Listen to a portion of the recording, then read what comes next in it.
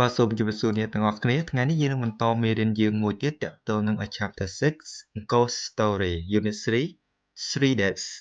មេរៀនទី3សាកសពទាំង3ហើយមេរៀននេះផងដែរគឺយើងផ្ដោតសំខាន់ទៅលើ listening ទៅលើការស្ដាប់ pages 35 and 36នៅទំព័រទី35និង36អូខេតើតា Unit 3 Three Deaths យើងមានអ្វីខ្លះអូខេឥឡូវយើងចូលទៅសិក្សាទាំងអស់គ្នាអូខេចឹងចំណុចទី1គឺតាក់ទងនឹង vocabulary ហើយមេរៀនទី3នេះផងដែរគឺយើងមានពាក្យថ្មីចំនួន7ដើម្បីជាដើមទុកក្នុងការងាយស្រួលទៅដល់ការស្ដាប់របស់យើងអូខេឥឡូវយើងចូលទៅសិក្សាពាក្យថ្មីរបស់យើងចឹងពាក្យទី1យើងអានថា chase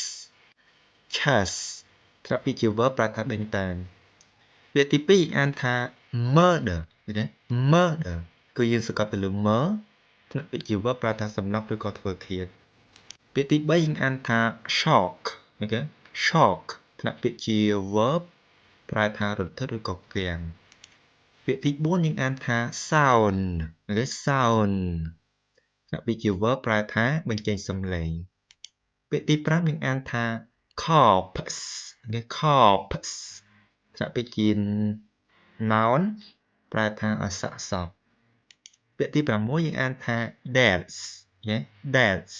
ដាក់ពាក្យជា noun ប្រែថាការស្លាប់ឬក៏មរណភាពនិងពាក្យចុងក្រោយយើងអានថា hiccup អូខេ hiccup ដាក់ពាក្យជា noun ប្រែថាថ្អើរអូខេនេះគឺជាពាក្យថ្មីទាំង7នៅក្នុងមេរៀនទី3របស់យើងហើយខ្ញុំសង្ឃឹមថាអ្នកនរគ្នាយើងអាចចាំហើយអាចសរសេរបានហើយនឹងអត្ថន័យប្រែជាភាសាខ្មែរអូខេឥឡូវយើងចូលទៅចំណុចមួយទៀតគឺចំណុចទី2 free listening page 35អញ្ចឹងមុនឈានទៅដល់ការស្ដាប់នៅទំព័រទី35យើងគួរតែសិក្សាទៅលើរូបភាពជាមុនសិនអញ្ចឹងរូបភាពយើងតាក់ទងនឹងគេហៅថា ghost story រឿងខ្មោចណាគឺយើងមាន3សំណួរសំណួរទី1គឺសួរថា what or who can you see in the picture តើយើងឃើញអ្វីខ្លះហើយពីរនេះជានរណាគេគឺយើងឃើញមានដូចជាគេហៅថា bench តុវែងអង្គុយគឺមាន three បុរស2នាក់គេ two men ហើយម្នាក់នេះគឺជាប្អូនបង្កើតហើយម្នាក់នេះគឺជាបងបង្កើតណា Where are they ហើយពួកគេនៅឯណាអញ្ចឹងយើងមើលទៅ in the public នៅក្នុងគេថាទីសាធារណៈណាប្រហែលជាអាចនៅក្នុងសួនណាមួយអញ្ចឹងទៅអូខេហើយ number 3 what is in the man's hand តើអីគេនៅក្នុងដៃរបស់បុរសនេះគេមើលអញ្ចឹងអីគេគឺកាន់កំភ្លើងអីគេអូខេអញ្ចឹងរូបភាពយើងគឺយើងមានប៉ុណ្ណឹងតើតើរូបភាពយើងមេរៀនទី3នេះឥឡូវយើងចូលទៅចំណុចមួយទៀតតើតើនឹងគេហៅថា true false statements គឺយើងមាន8ប្រយោគចឹងប្រយោគទី1 Sophie's father Mr. Kamnik has seen a ghost ចឹងមានថាប្រយោគទី1នេះគឺឪពុករបស់ Sophie គឺ Mr. Kamnik ហ្នឹងគឺក៏បានឃើញខ្មោចចឹងបើយើងគិតថាប្រយោគទី1នឹងត្រូវយើងធីកនៅក្នុងកលមអក្សរ T នេះហើយបើគិតថាខុសយើងធីកនៅក្នុងកលមអក្សរ F Number 2 Mr. Kamnik doesn't read ghost stories now ចឹងគេថាឡើង Mr. Kamnik ក៏អត់បានអានរឿងខ្មោចទេ Number 3 The story is about a woman who died of hiccups ចឹងគេថារឿងហ្នឹងគឺតាក់ទងនឹងស្ត្រីម្នាក់ដែលស្លាប់ដោយសារការថ្អើរ Number 4 The woman was shocked by her husband's corpse Number 5 The woman's brother murdered her husband ចឹងគេថាបងប្អូនប្រុសរបស់ស្ត្រីអ្នកហ្នឹងគឺជាអ្នកសម្លាប់ប្តីរបស់នាងឬក៏ប្តីរបស់គាត់ Number 6 The haunted man was her husband ចឹងគេថាបុរសដែលត្រូវបានគេលងហ្នឹងគឺជាប្តីរបស់នាងអូខេ 7 The haunted man was chased by a ghost with hiccups ចឹងថាបុរសដែលត្រូវបានគេលងបុរសដែលខ្មោចលងហ្នឹងគឺត្រូវបានដេញដោយគេហៅខ្មោចមួយជាមួយនឹងគេហៅថាការថ្អើរចឹងមានថាខ្មោចហ្នឹងគឺលងដោយសារឲ្យសំឡេងថ្អើរហ្នឹងណាអូខេចឹងបុរសហ្នឹងគឺលងដោយសារខ្មោចហ្នឹង Number 8 The hiccups sounded in the ears of the haunted man ចឹងមានថាសំឡេងអាការថ្អើរហ្នឹងគឺវាឮសំឡេងនៅក្នុងត្រចៀកទាំងសងខាង របស់បរោះដែលត្រូវបានគេឡងហ្នឹងណាមានគាត់លឺសំឡេងក្អៅនៅក្នុងជាគាត់រហូតណាអូខេអញ្ចឹងបើយើងគិតថាពីលេខ1ដល់លេខ8ត្រូវយើងធីកក្នុងកលឹមអក្សរ T នេះបើគិតថាខុសយើងធីកនៅក្នុងកលឹមអក្សរ F ឥឡូវយើងចូលទៅមួយគឺខ្ញុំចង់ឲ្យអ្នកទាំងអស់គ្នាយើងធ្វើការទស្សន៍ទាយសិនពីលេខ1ដល់លេខ8យោងទៅលើរូបភាពរបស់យើងហើយនឹងការថាប្រយោគទាំង8យើងនេះអញ្ចឹងយើងចង់ឲ្យអ្នកគ្នាទាយសិនតើលេខ1ហ្នឹងទៅឬខុសបើយើងគិតថាទៅដាក់អក្សរ T មកបើយើងគិតថាខុសយើងដាក់អក្សរ F មកអូខេអញ្ចឹងពីលេខ1ដល់លេខ8មុននឹងយើងឈានដល់ការស្ដាប់តោះអូខេឥឡូវអ្នកនរគ្នាទាយសិនមកពីលេខ1ដល់8តោះអូខេ1 2 3អូខេខ្ញុំសង្ឃឹមថាអ្នកនរគ្នាយើងបានទាយរួចហើយអញ្ចឹងណាពីលេខ1ដល់លេខ8អូខេឥឡូវយើងចូលទៅដល់ការស្ដាប់យើងតែម្ដងអូខេ number 3 dash page 35សាកសពទាំង3នៅទៅពណ៌ទី35អញ្ចឹងនេះខ្ញុំឧទាហរណ៍ថាអ្នកនរគ្នាយើងទាយថាលេខ1ត្រូវលេខ2ខុសលេខ3ត្រូវលេខ4ត្រូវលេខ5ខុសលេខ6ខុសលេខ7ខុសលេខ8ត្រូវឧទាហរណ៍អញ្ចឹងណាឥឡូវទីយើងនឹងស្ដាប់អញ្ចឹងបន្ទាប់ពីយើងស្ដាប់រួចយើងអាចប្រៀបធៀបបានថាតើការទាយរបស់យើងត្រូវបានប្រមាណអូខេហើយមួយទៀតពេលអ្នកនរគ្នាស្ដាប់គួរតែផ្ទៀងមានយើងផ្ដោតយើងផ្ទៀងណាពីលេខ1ដល់លេខ8ចេះតែថាលេខ1ហ្នឹងគេនិយាយពងលេខ1នេះជាងយើងផ្ទៀងមកតើគេចាប់លេខ1ចូលដល់លេខ2នៅចូលដល់លេខ3នៅបើយើងផ្ទៀងអញ្ចឹងទើបយើងអាចស្ដាប់តន់អូខេបើយើងអត់ផ្ទៀងទេគឺស្ដាប់អត់តន់ទេដឹងថាគេនិយាយដល់ណាទេអូខេ are you ready អូខេ start now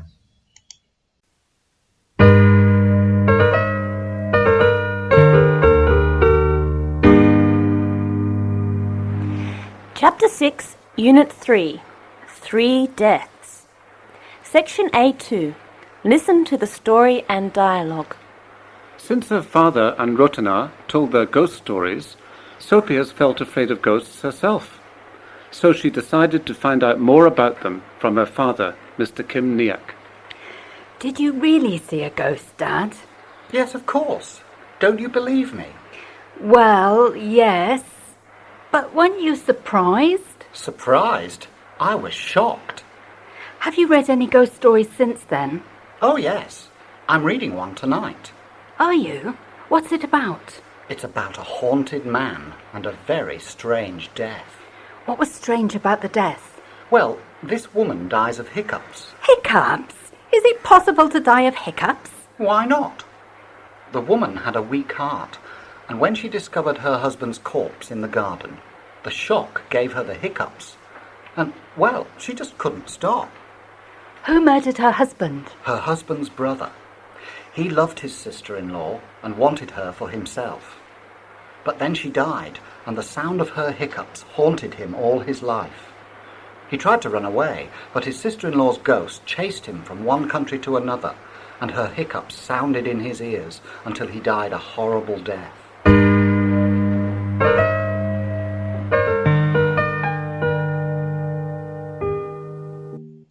Okay, អញ្ចឹងខ្ញុំសង្ឃឹមថាអ្នកនរគ្នាយើងយល់តាក់ទងនឹង True False Statement យើងមួយនេះអញ្ចឹងមិញហ្នឹងគឺខ្ញុំបានជួយកាយណាមានថាយើងផអញ្ចឹងមានថាគេនិយាយតាក់ទងលេខ1ផអញ្ចឹងមានថាលេខ2អញ្ចឹងទៅអញ្ចឹងខ្ញុំសង្ឃឹមថាអ្នកនរគ្នាយើងយល់ទាំង8ហ្នឹងអូខេឥឡូវយើងចូលទៅឆែកចម្លើយយើងតែម្ដងដើម្បីយើងប្រៀបធៀបតើយើងទាញបានទៅប្រមាណគេអញ្ចឹងលេខ1 True អូខេត្រឹមត្រូវលេខ2 F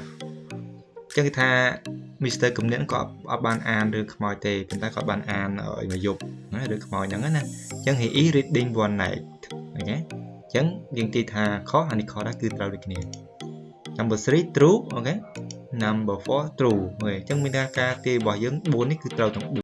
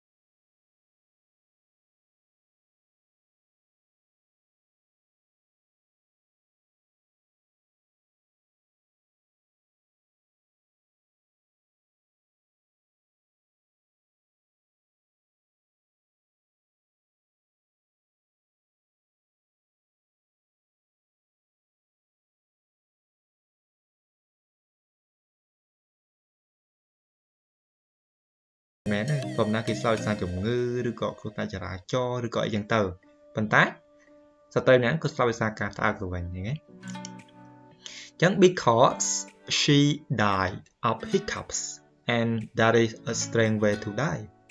គឺថាដោយសារតែគាត់នឹងស្លាប់ដោយសារការត្អើកចឹងវាចម្លែកហ្នឹងណាអូខេឥឡូវយើងចូលមួយទៀត number 4 why does Sophie ask who murdered her husband ចឹងសួរហេតុអីបានជា Sophie ក៏បានសួរថានរណាបានសម្លាប់ប្តីរបស់នាងចឹងចម្លើយរបស់យើង because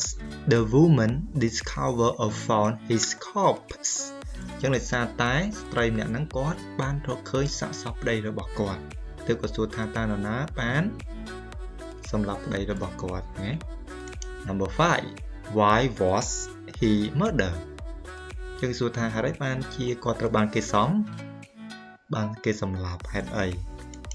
ចឹងចម្លើយយើង because his brother wanted his wife ដោយសារបងប្អូនប្រុសបកកើតរបស់គាត់ហ្នឹងណាចង់បានប្រពន្ធគាត់ចង់បានបងថ្លៃស្រីហ្នឹងណាទើបប្អូនប្រុសហ្នឹងបានសម្លាប់បងប្រុសបកកើតគាត់ហ្នឹងដើម្បីយកប្រពន្ធគាត់ចឹងណាអូខេ number 6 what happened to his brother after he was murdered ចឹងថាតើមានអ្វីកើតឡើងទៅប្អូនប្រុសរបស់គាត់ហ្នឹងណាដែលបានសម្លាប់បងប្រុសខ្លួនឯងហ្នឹងណាបន្ទាប់ពីបងប្រុសគាត់ត្រូវបានគេសម្លាប់ត្រូវបានប្អូនប្រុសខ្លួនឯងសម្លាប់ចឹងចម្លើយយើងគឺ tries to run away but the ghost of the woman chased him from one country to another until he died a terrible death ចឹងមានថាគឺប្អូនប្រុសរបស់គាត់ដែលបានសម្លាប់បងប្រុសខ្លួនឯងហ្នឹងណាជាយាមរត់ទៅឆ្ងាយចឹងណាប៉ុន្តែខ្មោចហ្នឹងខ្មោចប្តីរបស់គាត់ហ្នឹងគឺតាមគាត់រហូតមានតាមប្អូនប្រុសខ្លួនឯងហ្នឹងណាពីប្រទេសមួយទៅប្រទេសមួយទៀតរហូតដល់អ្នកដែលសម្លាប់បងខ្លួនឯងហ្នឹងណាប្អូនហ្នឹងគឺស្លាប់ដោយវេទនាអូខេចឹងដោយសារប្អូនខ្លួនឯងប្អូនបកើតហ្នឹងសម្លាប់បងដោយសារចង់បានប្រពន្ធរបស់បងអញ្ចឹងណាទើបបងហ្នឹងតាមឡងរហូតណាបដណាក៏ឡងដែររហូតដល់ប្អូនដល់អ្នកសម្លាប់ហ្នឹងបានស្លាប់អូខេឥឡូវយើងមានប៉ុណ្ណឹងឥឡូវយើងចូលទៅចំណុចមួយទៀត C look at the clues and complete the statements ចឹងគេឲ្យយើងមើល clue នេះclue ដែលគេឲ្យនៅក្នុងប្រអប់ហ្នឹងណាចឹងមានគេ herself himself itself myself themselves yourself ឬក៏ yourselves ចឹងអាហ្នឹងគឺជាគេ reflexive pronouns ចឹងគេឲ្យយើងមើលអាហ្នឹងតោះមកគេឲ្យយើងបំពេញប្រយោគទាំងអស់ហ្នឹងពីលេខ1ដល់លេខ7អូខេឥឡូវលេខ number 1 Sophie began to feel afraid of ghosts ចឹងគេថា Sophie ហ្នឹងគឺចាប់ផ្ដើមមានអារម្មណ៍ភ័យខ្លាចទាក់ទងនឹងខ្មោចចឹងយើងបំពេញអីគេយកនេះមួយណាបំពេញនៅក្នុងផ្លាស់នេះនៅក្នុងចុចហ្នឹងយើងយកគេបំពេញចឹងចម្លើយយើងគេគឺ herself Sophie herself ហ្នឹងណាគឺគាត់មានអារម្មណ៍ភ័យខ្លាចទាក់ទងនឹងខ្មោចហ្នឹងចឹង herself number 2 you must not frighten ចុចមក with terrible ghost stories Mr. Kamniak told his daughters ចឹងគេថា Mr. Kamniak ហ្នឹងគាត់បានប្រាប់កូនស្រីរបស់គាត់ថាកុំមានអារម្មណ៍ភ័យខ្លាចអីណាចឹងអីគេ you នេះយើងពេញគេ you គឺ yourself ណា yourself ចឹងគេថា you នេះគឺខ្លួនឯងហ្នឹងណាថាកុំមានការភ័យអីអូខេ number 3 I don't want to see a ghost for blah blah blah Sophie said ចឹង Sophie ក៏បាននិយាយថាខ្ញុំអត់ចង់ឃើញខ្មោចទេអូខេចង់មកឃើញខ្មោចទេចឹងយើងបំពេញគេ I don't see ចឹង I ទៅជា myself ណាជា myself number 4 the woman and her husband used to live by blah blah blah in a big house with a garden យើងមានឃើញ subject 2 the woman and her husband ចឹងប្រកាសជា they ចឹង they ដែលយើងបំពេញតាក់ទង reflexive pronoun គឺ themselves ណាចម្លើយយើងគឺ themselves ចឹងពួកគេហ្នឹងគឺធ្លាប់រស់នៅក្នុងផ្ទះដ៏ធំមួយជាមួយសួនច្បារ okay? Number 5 One day the woman and her husband-in-law went to eat in a restaurant by blah blah blah enjoy blah blah blah her husband said ចឹងប្តីរបស់នាងបាននិយាយថាថ្ងៃមួយនោះគឺប្រពន្ធរបស់គាត់ហើយនឹងប្អូនថ្លៃបានទៅញ៉ាំអាហារនៅក្នុងហាងភោជនីយដ្ឋានមួយហ្នឹងដោយខ្លួនរបស់ពួកគេអូខេចឹងដោយthemselves enjoy គេ enjoy yourself okay enjoy yourself Number 6 her husband's brother wanted his wife for himself okay Number 7 the corpse lay by blah blah blah on the cold ground in the garden យ៉ាងគេថាសាកសពនឹងត្រូវបានដាក់ដេកចោលដោយគេ itself នៅលើដីត្រជាក់ញ៉ាំនៅលើដីត្រជាក់ណានៅក្នុងសួនច្បារអូខេអូខេចឹងមេរៀនរបស់យើងគឺយើងមានតែប៉ុណ្ណឹងហើយខ្ញុំសង្ឃឹមថាអ្នកនរគ្នាយើងយល់តើតើនឹងពាក្យថ្មីtrue false statement ហើយនឹងប្រតិបត្តិយើងមួយនេះអូខេអញ្ចឹងអរគុណអ្នកនរគ្នាសម្រាប់ការទស្សនាវីដេអូមួយនេះតាំងពីដើមរហូតដល់ចប់ហើយបើសិនជាចូលចិត្តកុំភ្លេចជួយឲ្យមេដៃម្នាក់មួយផងហើយនឹងកុំភ្លេចជួយ subscribe នៅប៊ូតុងខាងក្រោមដើម្បីទទួលបានមេរៀនថ្មីៗបន្តទៀតអរគុណជួបគ្នានៅមេរៀនក្រោយទៀត